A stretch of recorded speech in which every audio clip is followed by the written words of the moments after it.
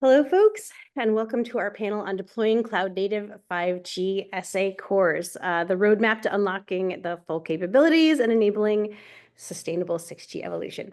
I'm Kelly Hill, Executive Editor of RCR Wireless News, and I am so pleased to welcome three wonderful panelists to share their perspectives with us today. We have Dawood Shahdad, Vice President of Core and Innovation Labs at Boost Mobile, Anil Kollipara, Vice President of Product Management for Test and Assurance at Spirent Communications, and Lori Dawson, Senior Director of Service Engineering at UScellular. Welcome and good morning, all. Thank you for being here.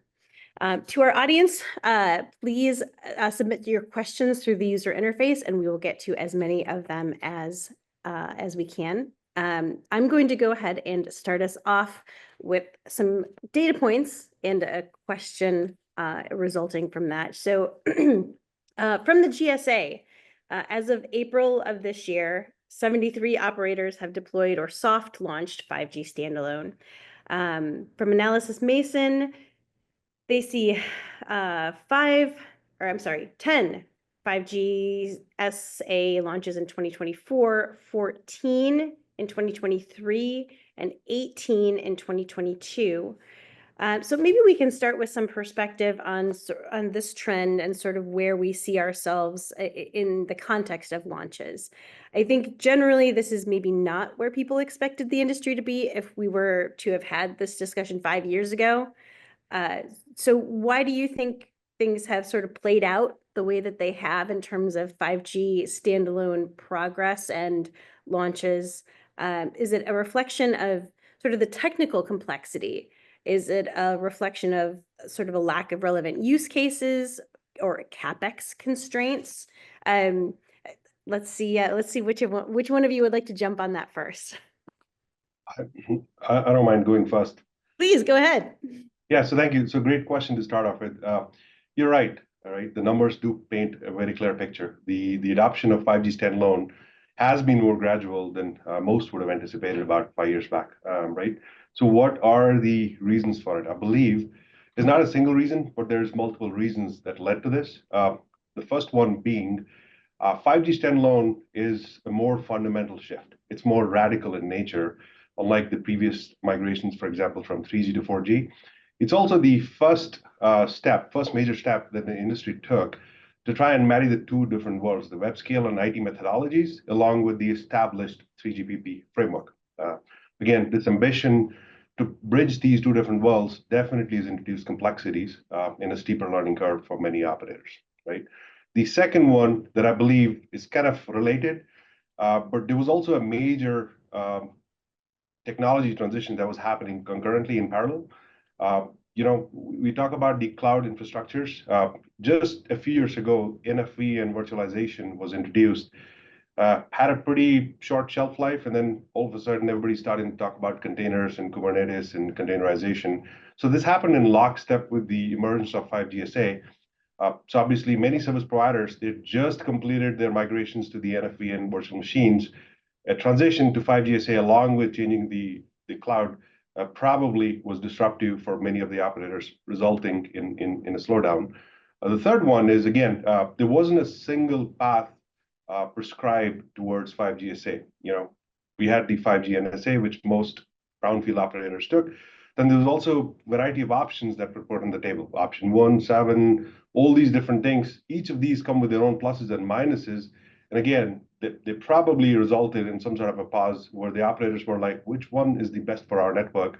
And based on that, they decided, let's just wait and watch how the industry pans out and take a slower step on this one.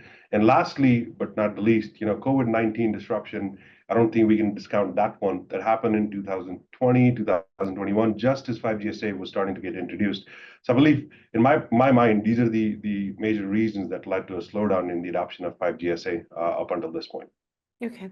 Lori, I'm going to come to you next on this. What's your perspective on this question? Yeah, I agree with all of that. I would say a couple of drivers. One, there hasn't been a clear use case, right? We're not doing remote surgeries, autonomous vehicles are not widespread. So there's not the clear use case at this point. But in addition, just the product maturity also. So regardless of the vendor that's chosen, it's still a relatively new product, 5G SA. And so there's still a lot of optimization that needs to take place. There's still a lot of learning on how to operate a 5G SA network. And so I think the rollout of 5G SA has been paced and measured at this point. And, over the upcoming years, as the use cases mature, as the product itself matures, I would anticipate we'll see more of an adoption. Okay. Anil, what are you seeing from the Spirent perspective? Well, I couldn't agree more with what Dawood and Lori mentioned, right? And actually, I would say it actually feels that maybe Dawood and I shared my list. I had exactly the same things in my list of things as well. But what I would add to the discussion is that 5G being a fundamental technology shift, introducing more disaggregation and more cloud-native technologies. That has introduced many more moving parts and many more options into the network, and this required, from an operator's perspective, a significant change in the mindset. And the mindset being that in the traditional world, whether it's 3G or 4G technologies, there has been some more dependence on the vendors. Because it was, most of the technology was provided in a box or, fewer boxes, if you will. But when it comes to 5G, because of the disaggregation, the operators had a much larger role to play to put all of these pieces together and make the network work as one single function. And that required a significant amount of investment or the plumbing work that is needed for 5G SA, and it just takes longer, right? To start from the lab to the live, that cycle is pretty long compared to the previous technologies. Then we also have some challenges with skill sets, right? Especially, cloud native technologies, which is completely new. We're used to building 3GPP applications, but cloud native is relatively new to us. So adopting those technologies and implementing them just taken a bit longer than what we have seen in the previous technologies. But I think the industry has enough battle scars now to say that we have identified some good tool sets and methodologies to accelerate that journey from lab to live. On the use case front, what I would say is that absolutely, we've taken some time to come up with some use cases that really generate some revenue, right, and opportunities for the operators. No remote surgeries anytime soon, but I believe we are turning the corner, especially with use cases like fixed wireless access. I think both Dawood and Lori can talk about that. I think this has been a hot use case that has been driving ARPU growth globally at an average of $49 per month. So that's a significant use case. It's very simple. Customers want connectivity. Fiber cannot reach everywhere, and 5G SA can address that. There are other use cases like private 5G networks. With some 5G SA specific capabilities like 5G LAN, that is allowing operators to give some differentiated capabilities to the enterprises and the private networks. So we see some momentum there. So yeah, although it took a bit more time, but I think we are turning the corner and we see some use cases, and there's more to come. And what I would say is that there's some talk about, hey, some operators talking about, I want to skip 5G, I just want to go to 6G. But I think we can be very confident that, especially from a core network perspective, 6G is not going to be dramatically or drastically new. It's going to be incremental to 5G SA. And you want to build this pipeline right now so that you are ready for the next level of evolution. Okay. It's interesting because as I think back to sort of the evolution of LTE, it took, in my opinion, it took until we got to LTE Advanced before LTE really felt like it had met the expectations of what LTE was supposed to be. I feel like that cycle is kind of repeating, but at the same time, you also had sort of this, and Dawood, you mentioned that sort of parallel development path, but Yeah. you got 5G and 5G advanced, but you also have that NSA to SA step that sort of has to happen first. And that's something we didn't have in LTE. It didn't play out the same way. So I wonder if that also has sort of contributed to it's just taking longer, because you can get some pretty darn good performance out of, out of 5G NSA, it turns out. And Yeah. so why move until the business case is a bit clearer? It's interesting. No how they- doubt about it. No doubt about it. Luckily, we got to skip that entire NSA step because we started off with 5GSA. So, in many ways, we consider ourselves lucky we were able to just start our journey right at the beginning of the 5GSA, when it started. So, yeah, thank God. Okay, so the next question then. So let's look short term in the next 12 months and talk about what you folks expect to see. So has most of the heavy lifting been done at this point? Are we in the starting gates? Or is this still, this is another 2 to 3 years before we see significant SA momentum? Dawood, maybe I'll come to you first on that, because I think maybe you'll have a different perspective. Yeah, from Boost Mobile perspective, definitely, I think we can consider most of the heavy lifting is done towards the deployment of 5GSA. I say that because just in the last 6 to 8 months, I've pretty much rolled out the next generation IMS. We call it IMS 2.0, which is very much a cloud native version of the IMS that we deployed. We did have a cloud native IMS before. It wasn't quite cloud native yet, but we're at a mature enough stage to where we're now optimizing our core network. As far as the next 12 months go, I definitely see, we will probably see an acceleration in deployment of 5GSA networks. I know Lori mentioned the technology is still somewhat maturing, but I think it's come a long way.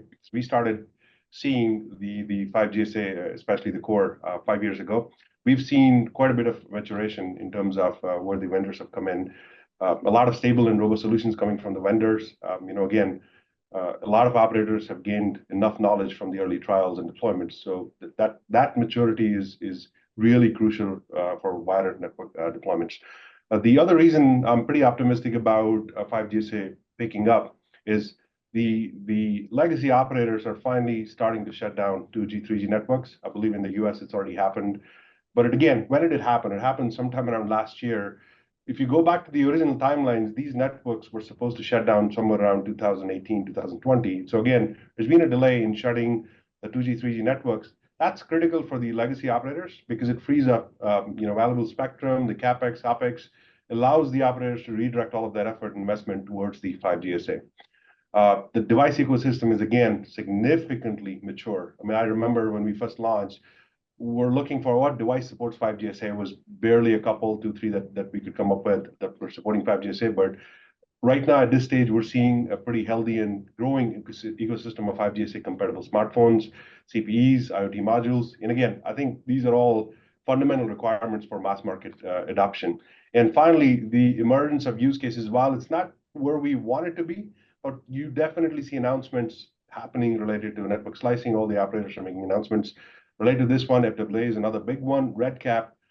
So I believe you will see an uptick in the adoption of 5GSA in the next 12 months, for sure. Okay, Lori, your thoughts? Yeah, so I think over the next 12 months, we'll continue to see investment and optimization and expansion in the 5G SA areas. So right now, I think for us, 5G SA is working very, very well for our fixed wireless product. Where I see continued growth and optimization will be more on the mobility side, on the voice traffic, and also in the slicing area, being able to give slices to factory A or a slice to a public utility. I think there's still work to be done in that area. We've made great progress, but it's a work in progress, and I think that'll evolve over the next 12 months. So if we're having this conversation 12 months from now, I'd probably be talking much more confidently around mobility and also on the slicing side of the house. What do you want to see? So just getting more dynamic, getting the capability becoming lower cost, or just becoming more familiar, or all three? Yeah, that's a really great question. So when I think about on the mobility side or voice traffic side, at this point, the testing that we've done, it's not as comparable to what we have for voice today. And so I see additional optimization taking place there. On the slicing side of the house, I see just the maturity and even our own knowledge, expanding our own knowledge on how do you operate that, even how do you go to market with that to speak to manufacturers and to utilities. And so those are all spaces that we're having conversations in, that we're working on from a technology perspective, but it's still a growth area for us. Okay. So Anil, Lori mentioned optimization.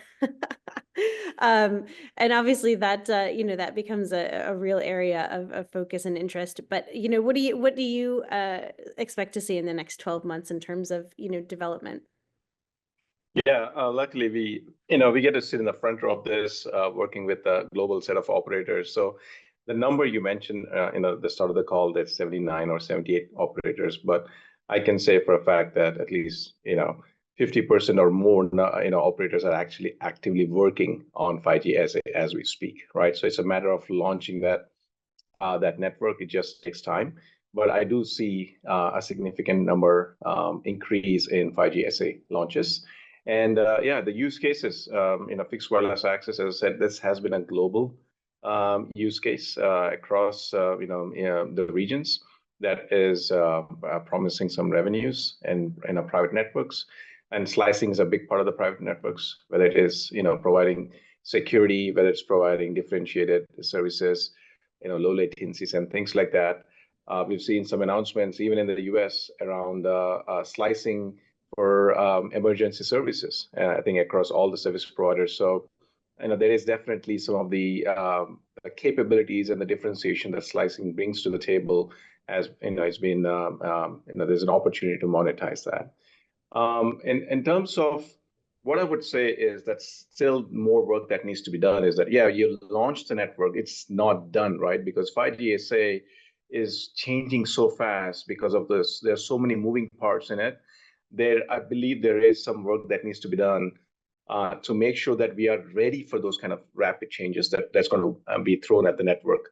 This includes, some optimizations in the cloud native, in just implementing cloud native principles, like making sure that you have the full CI/CD implemented, you have observability stack that has implemented.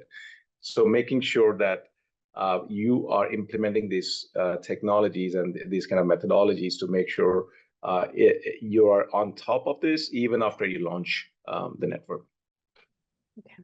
So Lori, I want to bounce back to you. You talked a little bit about some of the specific considerations that UScellular has when it comes to 5G SA. But you folks have a 5G SA core. You've talked publicly about sort of gradually onboarding, starting with fixed wireless, which you mentioned the fixed wireless piece. So take us through sort of the 5G SA strategy to the extent that you're able to comment publicly. Sure. So we've been on the 5G SA journey for about the past 4 years or so. And so we started with, what is the problem that we're trying to solve? What is that use case? And one of the things that we knew and we saw, and you see it industry-wide, is just the adoption of fixed wireless and the capacity that it takes to support fixed wireless. And so we chose, as we launched 5G SA and we tested the various use cases, to start with fixed wireless. And it has been very, very successful for us. Getting the platform stood up was a challenge, primarily because the product is evolving as you're trying to launch. So when you start something, it's changing, 6 months later. So you're kind of like changing the tires on a race car while it's still going around the track. But we found great success with the fixed wireless. We're continuing to test on the mobility side, on the voice side, and then also deployment of slicing. So that has been, we wanted to start with where did we know we'd get immediate success and an immediate return on our investment? And that was why we focused on fixed wireless as we first launched. So Dawood, I want to come back to you because obviously you have a different perspective on this as Boost, and you've been with Boost, I think, almost 4 years. Yes. So as you mentioned, that was a greenfield build, entered the market as 5G SA. So sort of a broad question here. But given that unique perspective, and there aren't very many companies who have done that, can you talk a little bit about what you've learned and what advice you would give to operators who haven't yet, made that jump to 5G SA? Yeah, I mean, definitely a lot of learnings for us. Again, we started off with 5G SA, so we had to take a lot of these challenges head on, right? I think Anil talked about this in just minutes ago. When it comes to the older networks, there was a lot of reliance or dependency on getting the third-party SIs and as well as vendors to do all the work. So we had to take a slightly different approach. We had to essentially embrace the role of system integrator. Anil mentioned the disaggregated nature of the network, 100% right. It is very disaggregated, but in our journey, we decided, look, traditional operators, they'll invest heavily into defining standards, debating transition strategies, conducting elaborate POCs. We didn't really have that option. We didn't have any transitions to go through. We didn't want to go through elaborate POCs simply because we had some FCC deadlines to meet. So we had to really hit it, go straight at it. So for this implementation, the technique of outsourcing the work to vendor partners or third-party SIs just didn't work. So we decided we're going to take on the role of the system integrator. So this was a conscious decision we made to take the ownership into our own hands and to be the lead person in this and to manage all the complexities when it comes to deploying a 5G SA cloud native core on public cloud. So from a transformation perspective, this is significant. The internal ownership is super crucial. So that one, if somebody is diving into this one, if you have the appetite to take on the role of the system integrator, that's probably going to be a much smoother journey for you in this one. The second piece that I definitely want to basically highlight is prioritize simplification and automation from day one, right? The temptation typically is when you're starting a new network build or adopt or going towards a new G, there's a lot of tool sets available out in the market. The traditional approach is let's keep adding tool sets and somehow it's going to improve our complexity, make the network simple. Adding more tools can make it a big mess. Okay, so we decided very early on we're going to be very selective on the tools that we bring into the network because we're going to have to invest time in this one. We don't have the time at hand to go experiment with a whole bunch of tool sets and realize 50% of them fell through and 50% are carrying forward. I'll give you one example. We decided very early on we're not going to rely on vendor-specific EMS systems. We picked up a tool from Rakuten Symphony, the observability framework. It's a centralized observability framework for all of our core network functions. Initially, quite a lot of pushback from all the vendors on, hey, this is going to be complex, it's not going to work.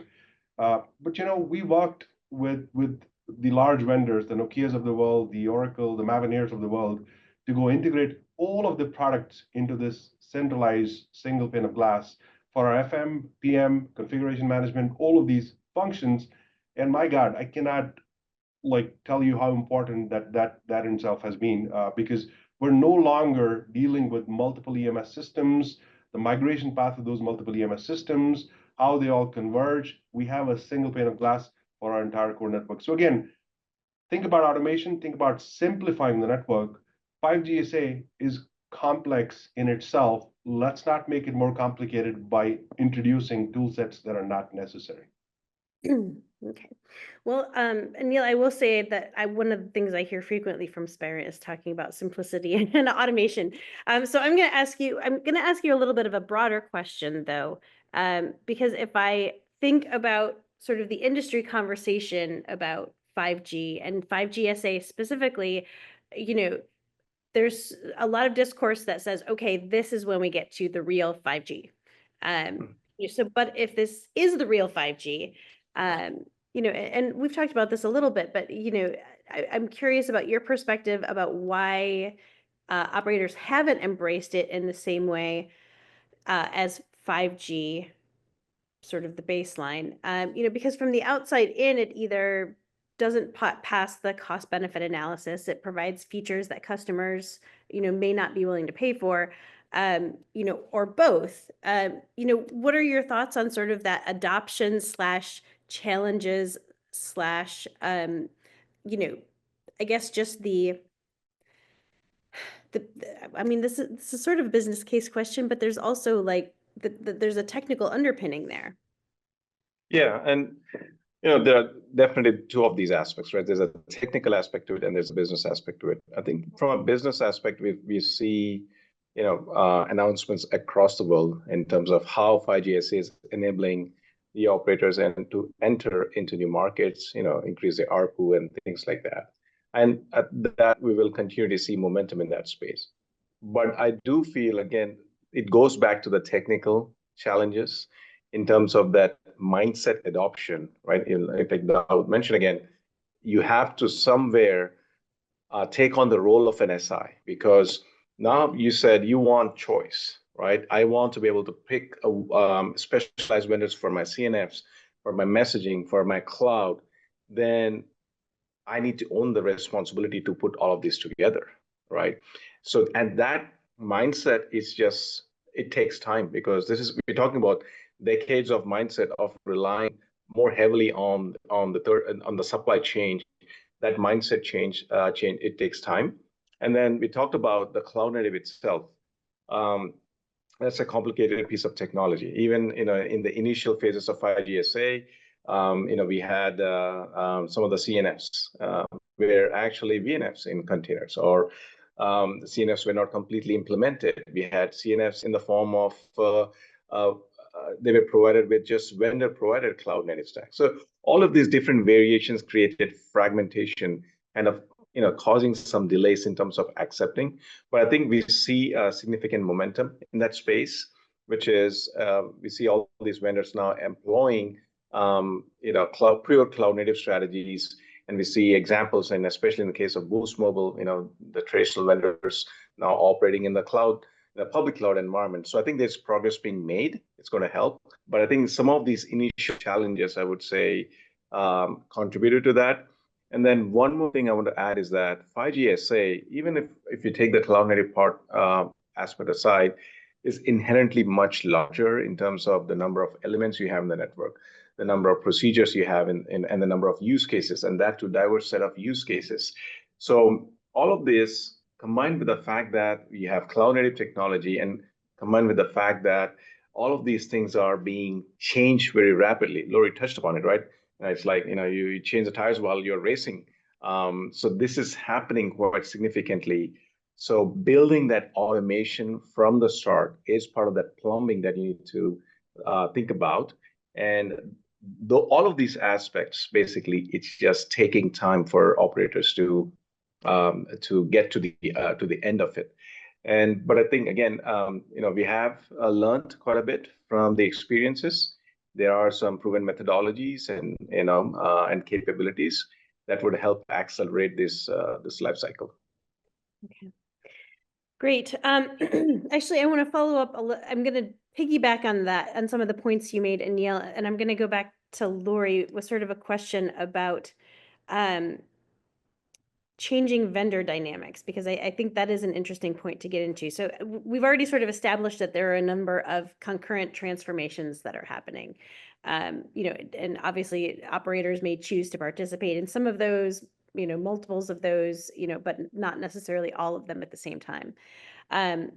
So as Lori, as UScellular operationalizes 5G standalone, can you talk a little bit about how the way you engage with vendors has changed, you know, what they could be doing better to generally support this, you know, what UScellular wants to do with 5G SA, but maybe also sort of the broader ecosystem?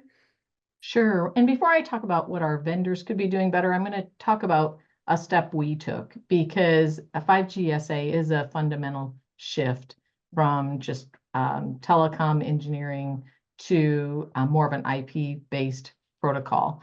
And so we needed to take time to educate ourselves. And so we started internally within engineering having cohorts, and we focused on IP, and we focused on automation, and we focused on analytics, because we knew that was the only way we were going to be able to operate the 5G SA network. But what also became valuable in that is it allowed us to start talking the language that our vendors were going to talk. And so if we showed up with our old 2G, 3G language, there was going to be a disparity in the conversation. And it was also going to make it more challenging for us to manage and lead our vendors. Now, on the vendor side, one of the things that we learned and have evolved with the vendor that we chose is really having access to their R&D, their research and development. A lot of times vendors want to take you through, well, we'll go to tech layer 1 and then tech layer 2 and tech layer 3. And one of the things that we found very, very helpful and helped us to be successful was working with our vendors and getting immediate access to their research and development when we'd run into challenges, because otherwise filing a ticket and going through 4 layers before you could get to R&D was very slow, very inefficient, and it didn't allow us to get to the end result we needed to. And so one of the things I recommend when I talk with other operators is that work with your vendor and get easy access to R&D, because those are the folks that really know the guts of 5G SA, or when we start looking at 6G, is when you're an early adopter, having access to R&D would be one thing that I definitely recommend. Okay, awesome. So we've got about 3 minutes left. I would like each of you to, so Laura, you mentioned 6G, so we're going to take a quick moment and look forward, because there are, each generation is supposed to improve on the one before it. And I'd like to hear each of your perspectives on what shouldn't be repeated in 6G that, maybe played out in 5G or a previous generation. So let's maybe Dawood, can we start with you on your thoughts on, because we're already, and I don't remember if you pointed it out, but it was one of you pointed out that the work on 6G has already started. Standardization is in process, has begun. What do you think would make 6G easier, or at the very least, what should not be repeated in order to get a 6G that's more maybe satisfying? Let me try to get to it. Again, it sounds, the last 30 minutes makes it sound like it's been a scary ride. It's been quite a joyful ride for us. We've enjoyed this journey.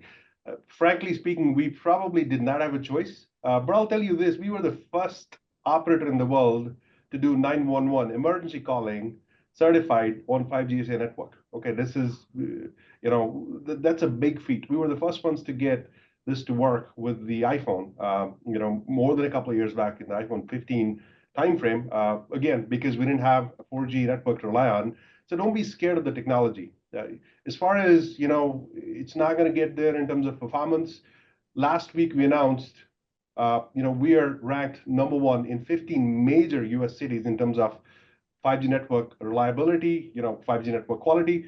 And again, this is on top of the message that we were ranked #1 just a couple of months back in New York City in terms of network performance. So again, when it's all said and done, if an operator like us, Boost Mobile, decides to come together with some crazy deadlines, staring at crazy deadlines ahead of them, and all of a sudden we're building this 5G SA network, we're taking on the public cloud, we're taking on the 5G SA core, there is zero reason for the brownfield operators to be scared about this one. Go take the challenges head on. Let's not try to wait for others to pave the path for us. Go make your own path and make it successful. I think that's the biggest message I have for my partner community. Okay, Anil, your thoughts on missteps to avoid in 6G? Yeah, the only thing I would say is avoid fragmentation, right? All of these siloed, way of building these networks.